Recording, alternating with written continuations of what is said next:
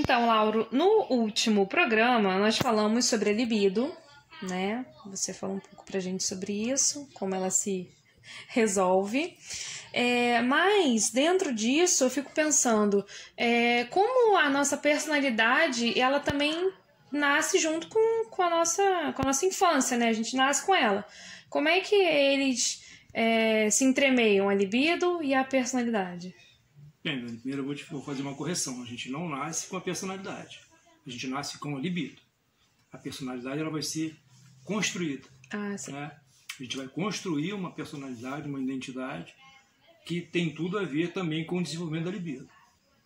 Então veja só, a gente falou de que a pessoa nasce com a libido, que a libido ela tem um desenvolvimento até chegar à supremacia da genitalidade, dos órgãos genitais, que para isso é o fundamental, né? Mas, paralelo a isso, a gente tem uma personalidade. Nós não somos animais irracionais, né? Nós temos que construir uma identidade.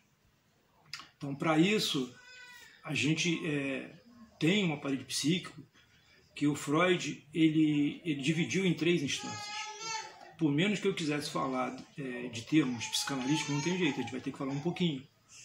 Então, eu vou falar da constituição do aparelho psíquico, dessa divisão e como ele é construído, para a gente poder entender. O Freud divide o aparelho psíquico em 3 instâncias, que ele chama de id, ego e superego. Ou, em tradução, isso, id ele chama de isso, eu e supereu. Tá? Então são as 3 instâncias psíquicas, sendo que a gente só nasce com uma, que é o id.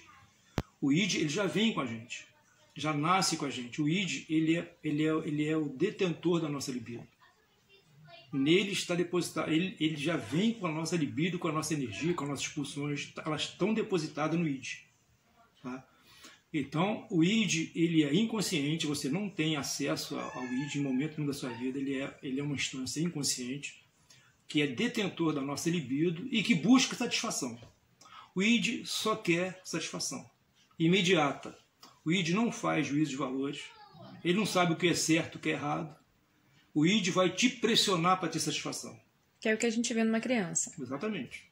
A criança quer comer, ela chora, está sentindo frio, ela grita, doeu, ela chora, quer fazer xixi, ela faz, ou seja, ela não tem juízo de valor, está errado, não posso fazer aqui, tem que fazer mais tarde. Isso ela vai desenvolver. Então, a princípio, a criança é só id. Tá? Depois começa a ser desenvolvido o ego, ou eu, que o nome está dizendo, sou eu. Somos nós. Quem está te falando aqui é o ego. Eu estou falando com o seu ego. O ego, ele é o que vai tentar controlar o id. Ele vai tentar fazer com que o id se comporte no momento certo.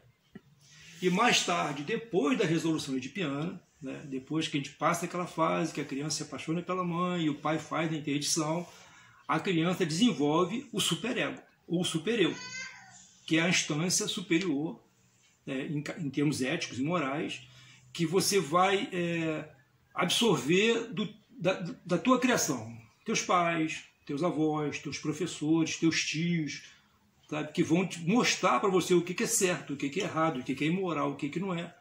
E com isso você vai desenvolver o superego. Então nós temos as 3 instâncias do aparelho psíquico. Id, ego e superego.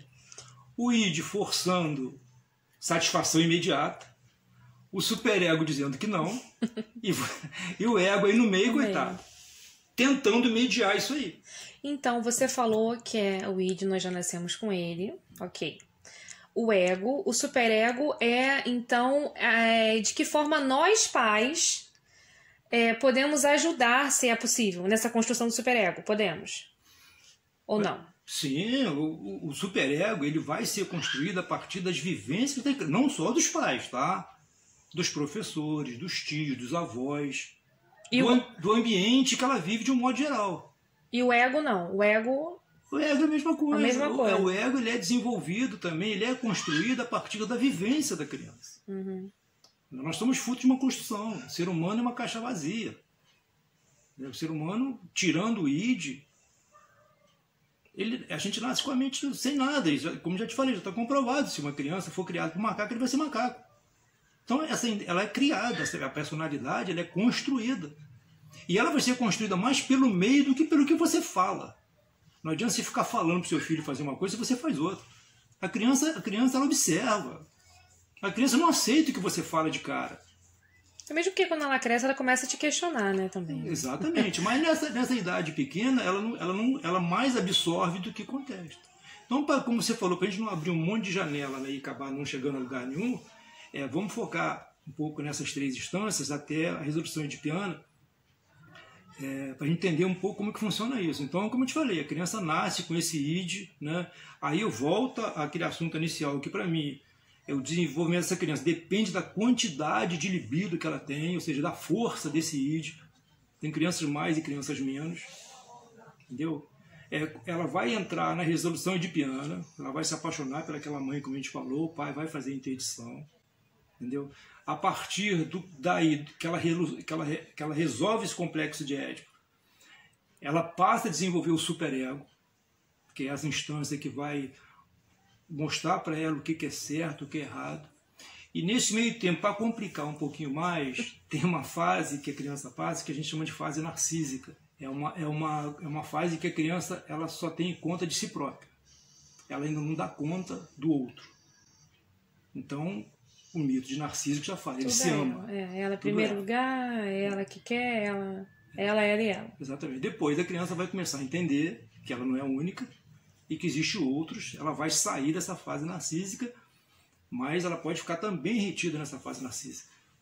Existem pessoas que ficam presas. Mas tem um porquê dela ficar presa nessa fase? Então, lembra que eu te falei que a função de nós como os pais é facilitar, é ser um facilitador para a criança passe por essas etapas. E caminhando.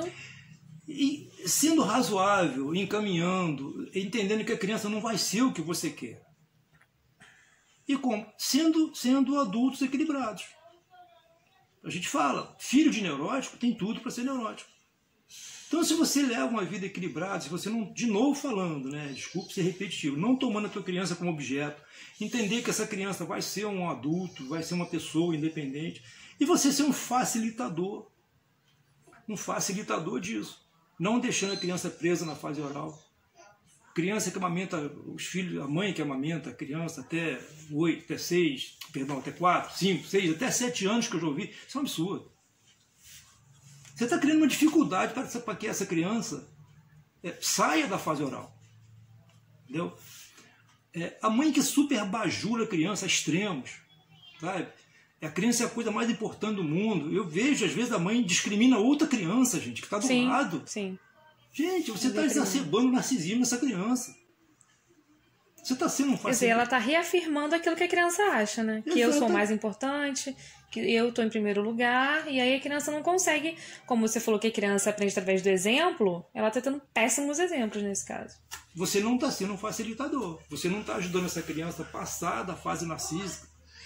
Você não está frustrando essa criança para entender que ela não é a única. O centro do universo. O centro do universo. Então, onde que eu falo? Nós temos que ser...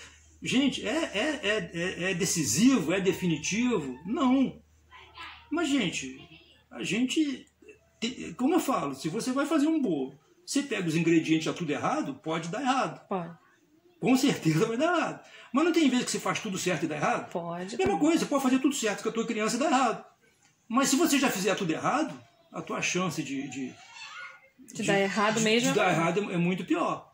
Então essa criança que nasceu com essa libido, umas mais, outras menos, nasceu com id, ela vai daqui a pouco entrar na fase narcísica, achar que é o centro do universo, depois vai passar para a fase oral, vai reconhecer a mãe como objeto, vai querer tomar essa mãe como objeto. Entendeu? A sua função enquanto mãe e outros enquanto pai é fazer com que a criança passe por essas fases sem ficar retidas. Esse é o mais importante. Mas aí a mãe e o pai também tem que ser, vamos colocar assim, resolvidos, né? Porque se eles tiverem também ficaram retidos em alguma fase, ou como você disse, já retornaram, fica mais difícil esse encaminhamento das crianças, né? Com certeza, é o que eu estou te falando. Veja bem, você não muda, eu tenho dito, depois disso tudo consolidado, é muito difícil você consertar. Mas se uma mãe que tem uma tendência neurótica, né, tem uma tendência perversa, tem uma tendência, sei lá, a qualquer tipo de desvio de personalidade, qualquer patologia, se ela tiver consciência disso, ela vai falar, pô, peraí, eu vou tentar não fazer isso com com os meus filhos. E as pessoas fazem, as pessoas às vezes não têm noção do que estão fazendo. Então, quando eu faço esse vídeo, se eu conseguir que apenas uma pessoa olhe e fale, meu Deus, peraí, eu estou fazendo isso com essa criança, eu vou evitar, eu acho que para mim já vai ser um sucesso. Como é importante a gente se enxergar, né? Enxergar. De fato, né? Olhar com um olhar crítico para nós e falar, poxa, será que eu realmente estou fazendo isso? Ou como eu posso melhorar como mãe, como pai? De que maneira que eu posso encaminhar os meus filhos da melhor forma possível? Ver os erros que os nossos pais cometeram e tentar mudar, fazer diferente? Exatamente. Né? A nossa intenção é exatamente essa. É fazer com que essa criança passe por essas fases sem fixações, né? Que se desenvolvam e se tornem adultos mais ou menos equilibrados, porque 100% é difícil, né?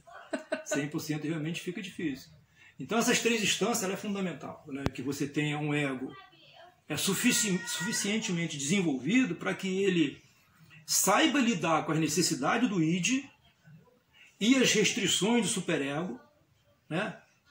Que ela faça essa mediação de modo que você não seja nem aquela pessoa totalmente irresponsável, que eu tenho certeza que todo mundo que está nos ouvindo conhece alguém, que é id puro, a pessoa é inconsequente, é irresponsável, só pensa em diversão, em prazer, totalmente inconsequente, né? O que não é muito bom, né? Principalmente para a sociedade, para as pessoas que estão em volta. E também não se torna aquela pessoa rígida, severa, que não pode nada, né? Que tudo fica a consciência pesada e que é incapaz de cometer o menor deslize, porque tem deslizes, pequenos deslizes que a gente comete na vida que não faz mal a ninguém. Sim. Né?